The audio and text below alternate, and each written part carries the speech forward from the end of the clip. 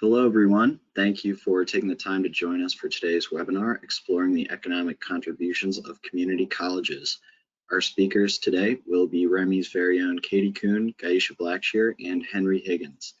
Katy works with REMI users nationwide, providing technical support and model training, in addition to serving on the development team for REMI DEI, our premier modeling solution for evaluating the diversity, equity, and inclusion impacts of projects and policies across a variety of topic areas. Guyesha is a member of our business development and client relations team, ensuring REMI users are able to effectively incorporate the REMI model into their organization and support their economic modeling needs. Henry Higgins is also a member of our business development team, serving our network of university and education clients, contacts, and partners. Following the presentation, there will be an opportunity to have your questions answered. Please feel free to submit your questions in the Q&A submission portal, and our presenter will answer them following the presentation. So at this time, I will hand it off to our presenters to begin the presentation. Okay, thank you, Aaron. Thanks everyone for being with us today. We're pretty excited to present this to you. So like Aaron said, today we're going to explore the economic contributions of community colleges. So if Guyesha, you could click to the next slide, please. Okay, so just a quick agenda. So we're going to go over an introduction, and then we'll go over the topic, community colleges. We'll look at funding sources for community colleges, and then we'll go through the demo. So we'll run the REMI model, we'll analyze the results, and then we'll conclude, and then we'll have time for a brief Q&A. Next slide, please. There we go. Okay. So about us, so a little bit about REMI. So we're REMI, Regional Economic Models, Inc. We were founded in 1980. We were a university offshoot from a professor. And we have one really simple idea, is that we should test policies before we implement them. So we use our software, which has been fine-tuned for about 40 years now. And so we work with all different types of clients all over the country, from industry to government, and really all over the map. So that's what we do here at REMI. You could click. Okay, so like I said, we work with a pretty wide range of clients, from think tanks, government agencies, national laboratories, industry. So we really have a wide range of clients and a wide range of ability with our model. Okay. Great, and here I'll take over, talk a little bit about our setup for our webinar and our motivating framework. So our guiding question today is, why do community colleges matter in a macroeconomic context? So we kind of broke this up into 4 subheadings. For one, community colleges are extremely important in the context of regional workforce development. Of course, community colleges are a place where workers have the opportunity to get trained in specific 21st century skills. Community colleges offer programs tailored to train workers for in-demand local jobs.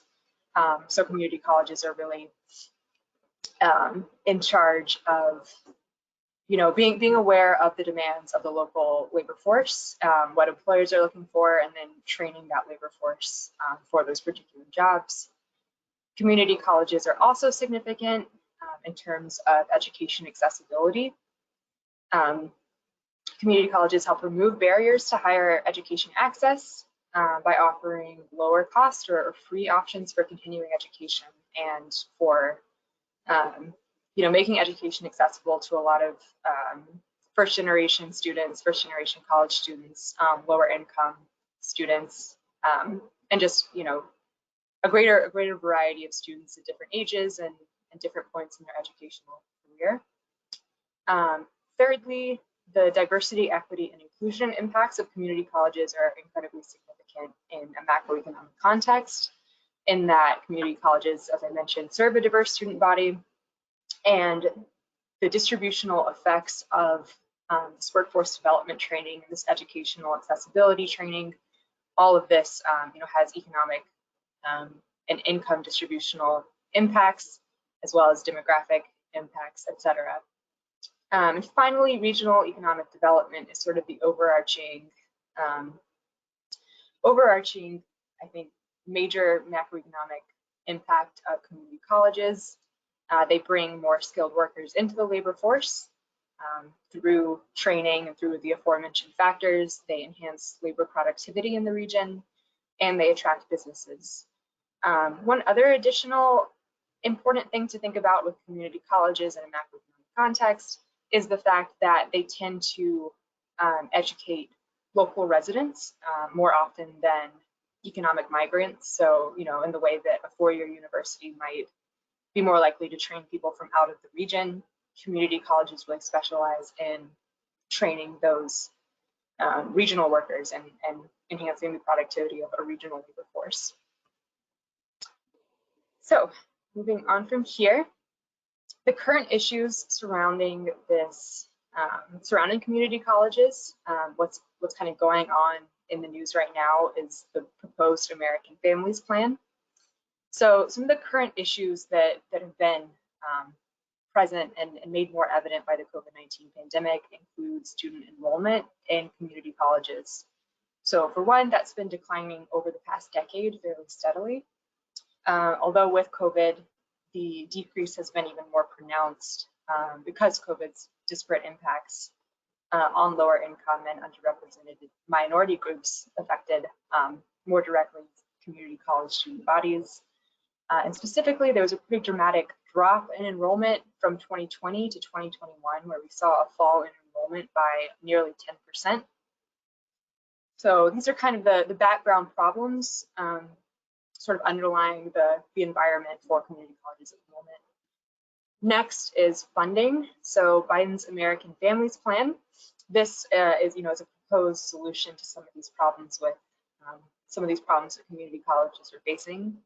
So this American Families Plan includes $109 billion to fund 2 free years of community college, and it includes a $62 billion grant program for targeting completion and retention activities. So really focusing on addressing these enrollment and retention issues.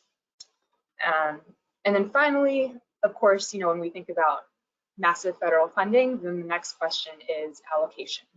So how can community colleges, how can governments, make the best decisions about allocating this funding?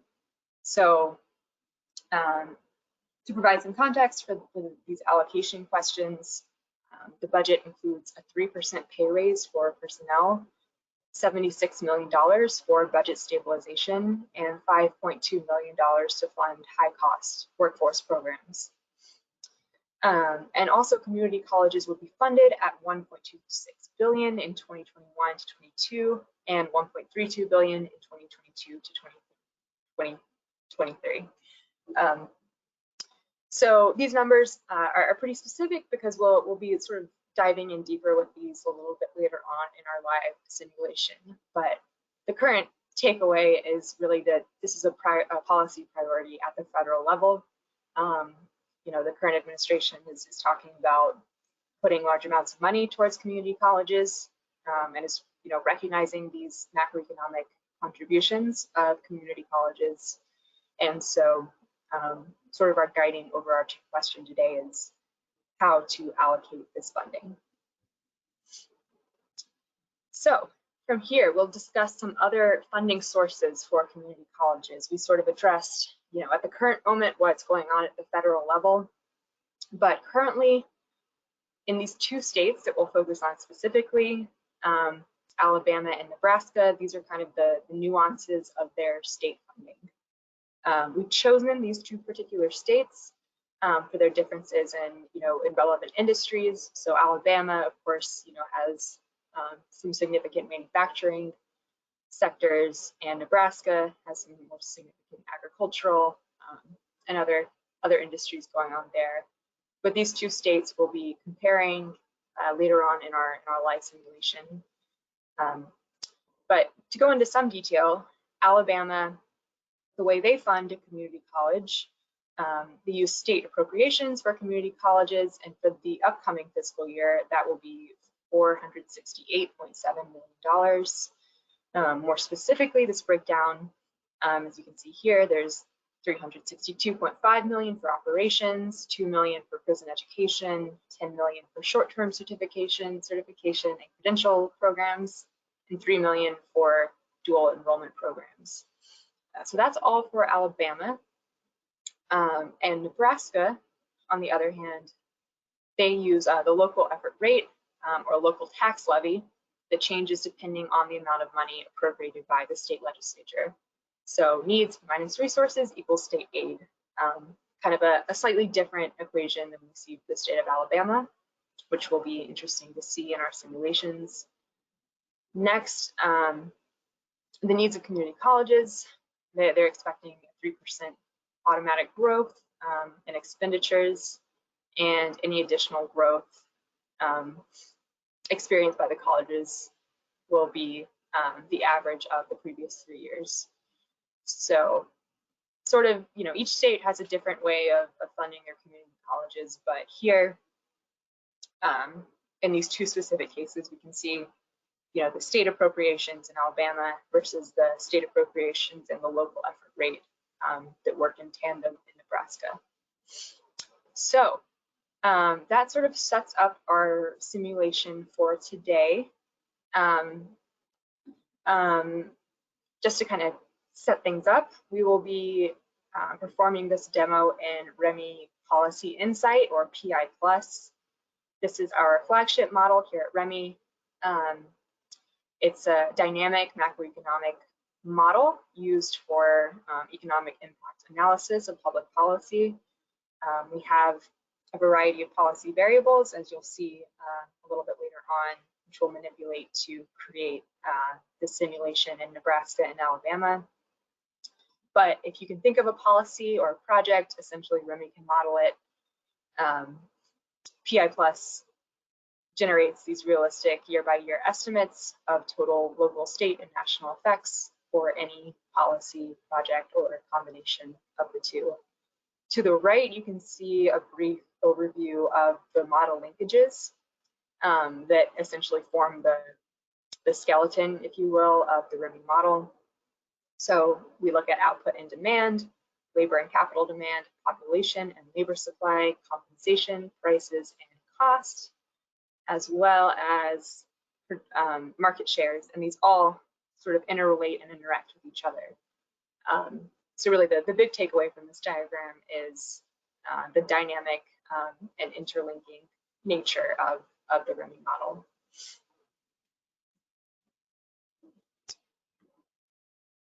So for this particular simulation, the particular policy variables and levers we'll be pulling in the model include the college population policy variable, the state and local government spending policy variable, and the labor productivity policy variable. So over a time horizon of about 10 years, from 2021 to 2030, we'll see an increase by 2% in the college population to model that increase in access for new groups to education training. So thinking in terms of those DEI, those diversity, equity, and inclusion impacts of community colleges, we'll sort of simulate that increase in bringing in more groups to education, increasing that access through increasing this college population variable. With state and local government spending, we will increase this variable by 3% to accommodate for tuition expenses and for the new proportion of the population who has now obtained this access to education, as modeled in the college population variable. And finally, the benefits of this training, so essentially the contributions of the community colleges and that funding that went to them, will be resulting in this 0.05% increase in labor productivity to show incremental increases in labor productivity through increased education. So that is our demo setup. Again, I'll double check to see how our tech issues are going. Guyesha, are you on the line, up and running? Yes, I'm on the line, up and running. Thank you so much. Yeah, of course. Yeah. So I'll hand it off to Guyesha, who'll be walking us through our demonstration. So it's all you. Thank you so much, Katie. Yes. So, so we're gonna hop right into our PI Plus demo. So this in particular is going to forecast Alabama, which was one of the states in which that we used for this particular demonstration. So we're just going to hop right into it. I'm just going to give you all a broad overview of the capabilities of the REMI model. So REMI likes to emphasize a very top-down, bottom-up approach. So by this starts with your national and regional forecast, which is going to be your baseline data. And this is going to be sourced from the CBO, BLS, BEA, and a host of other organizations. And then for this particular section, this is going to be to control for your nation as well as region, just in case the data provided by our sources did not capture the most recent updates. So this is all here just to give you the most accurate results as possible. Then the next thing up here is going to be for the simulation, which is what we're going to dive right into. So for our forecast, the whole plan of this was to simulate the Biden's proposed American Families Act, which would, if passed, would give those who attend community college free tuition. So with that being said, the first thing in which that we wanted to do was control for these particular variables in our national forecast, just so all of the funds that were allocated for this particular bill would not just be dumped into one region, which would offset the results. So with that being said, we chose to input these distinct variables for our macro effects. So this includes infrastructure investment, infrastructure at home, education investment, manufacturing expenditure, as well as investment in healthcare facilities, and lastly, investment in R&D. And so the way in which that we picked these were based upon their level of detail. So to forecast infrastructure investment spending was picked. And then for our details, we chose non-residential structures and as well as equipment. And then we decided to divide these up in the matter of 4 years. Because in reality, if the bill was passed, it most likely be implemented in 2022. And since in the budget breakdown, it didn't specify the time period, so we just assumed 4. And then the same thing was done when it came to our other variables. So, but instead for the investment spending, for the infrastructure at home appropriation, the residential detail was chosen. And also those were broken down accordingly as well until 2025. So for our national for our national control, this enabled for us to in a sense manipulate our baseline to whereas it would reflect the funding sources that were that is proposed to be passed by Biden. And so in the results section, and as well as in any of the forecasts, whether it's the baseline or a policy simulation, you're able to display and as well as view the results all the way up to 2060, and as well as explore the different categories ranging from your key results to your demographic tables. And so we're just going to exit out of here so you all see the preview of what's happening behind the simulation. The next step of this process was running the actual simulation for Alabama. So by doing this,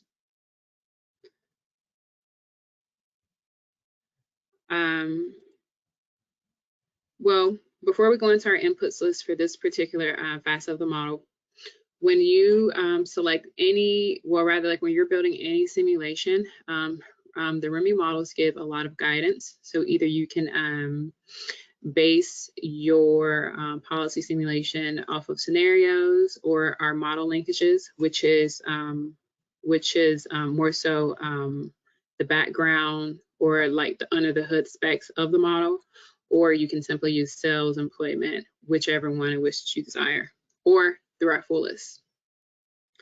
But for the inputs list, to forecast this scenario with community college, these were divided up into two sections. So the higher education value add, which included college population for both genders, all races from ages 15 to 34. This is by the thousands. And then so this was used to show an incremental effect of, since community college is free, how more and more people registered each year until 2030. And the same thing went for the labor productivity, and then also for compensation. Well, except for the compensation was only implemented at 3% in 2022 because that was one of the stipulations of the bill. And then lastly, for the state and local government spending, the reason why these numbers were particularly chosen to just be, in terms of 5.3 million, was because inside of the American Families Act, Biden actually appropriated $76 million of the bill to be allocated towards offsetting the cost of community colleges. So from there, we're going to forecast this up until 2030. And then as I emphasized before, you could do this up until 2060 if you like. And then so once you run your simulation, you're presented with your results. So you can have this displayed in a multitude of ways. Some people like tables. I'm personally a fan of graphs because it gives me a chance to really view everything in one piece. So with that being said, where'd it go? Oh, there we go. So it gives the users a chance to view everything. To choose how they like to view their results. So for example, for people who like charts, you could easily view your key economic indicators in a chart. So for example, all the results in which they were listed in the previous table could be viewed as a legend. So we can see that population benefited the most from these variables, and so the overall labor force. And so in all of our models, in all of our models, you are able to see your key results, and as well as have these key economic analysis tools, such as the analytical graphs tools, and as well as economic tables and demographic tables.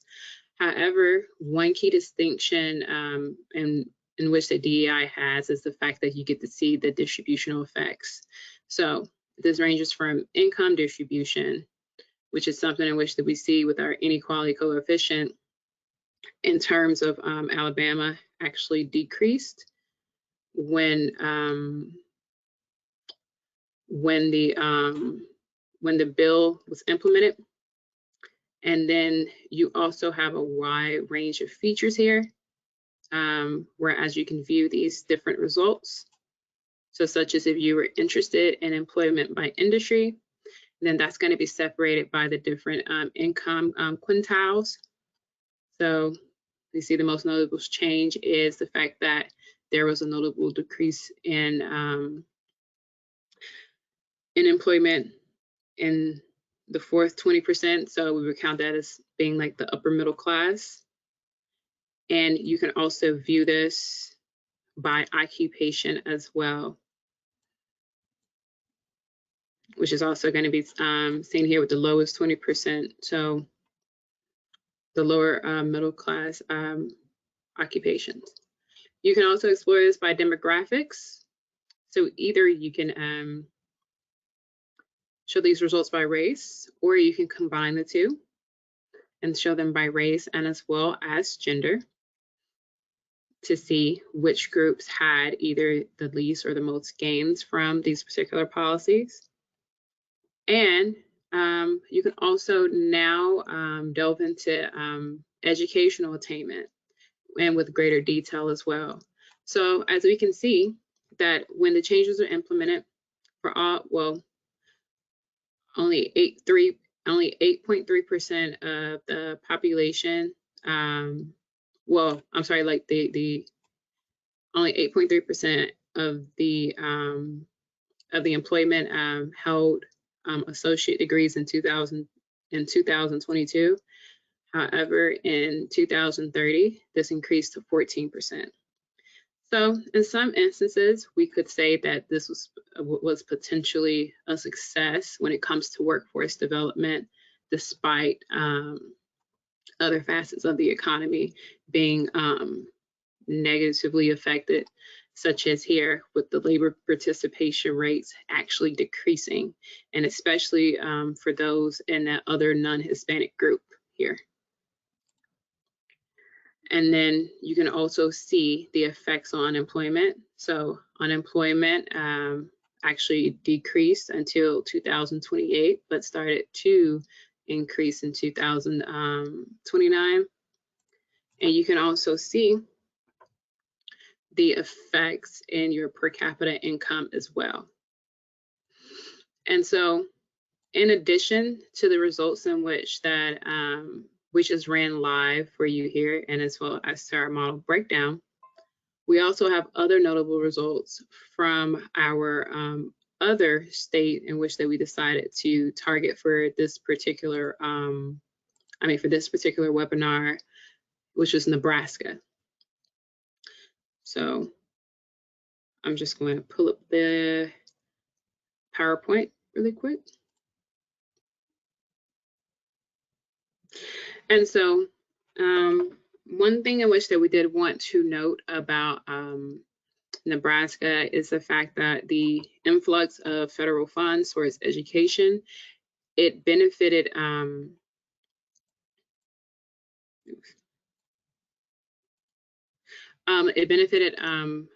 occupations of industries associated with the middle to upper middle class, and as well as that there was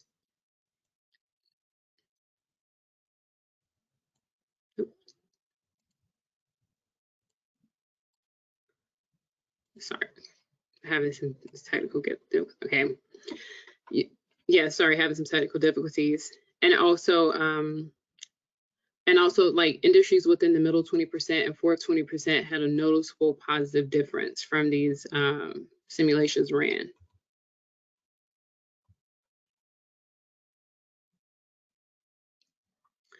In addition to this, so this is going to be Nebraska's economic summary all the way from 2021 until 2030. So we noticed that there was immediate increases in population as well as labor force participation, and as well as employment and output decrease steadily. And so this is thought to be because of the influx of funding that's coming. So people are moving, particularly like economic migrants are moving to meet the demand of the new federal appropriations allotted by Biden's bill, and as well as to take advantage of the education that's being provided.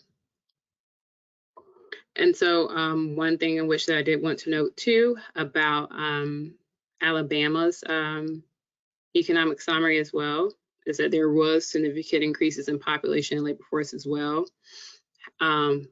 And as well as Black, non-Hispanic, and other non-Hispanic groups employment increased the most. So there was an increase in the total employment and as well as the labor force participation rate among those groups. However, one noticeable thing is that private non-form employment did begin to trend downward after 2024. So that's something to note as well, despite the funding from these from the bill. And then the last notable result from Alabama was the fact that between 2021 and 2030, industries in the lowest 20% and fourth 20% suffered the most from this particular bill being passed, and also with the new changes caused by the policy variables. However, but the middle 20% and highest 20% of industry income quintiles gained the most. So those results were very interesting as well. And so those were the end of the results in which that we wanted to show you all, so you all could see how the different, how the community college variables affected different regions of the United States. And I will pass it on to Katy for the conclusion. Great, yeah, thanks, Guyesha. All right, so conclusions. As we saw from Guyesha's simulations, with employment in Nebraska, we saw that total employment increased positively until 2023 and then began to trend downward. We saw that Alabama's unemployment increased until 2027 and then began to turn down in 2028. As far as output and demand goes, we saw in Nebraska that domestic exports trended upward continuously. Self-supply had the greatest downturn. And then output, domestic supply, self-supply, domestic and national exports in Alabama all consistently trended upward until 2028. As far as educational attainment goes, Alabama's workforce with associate degrees increased from 8.3% to 14% over our time horizon, and in Nebraska, that increase went from 6.2 to 11%. And then finally, some additional conclusions here. Investment spending to create a right business environment is needed, is part of the picture to bolster the effects of the American Families Plan.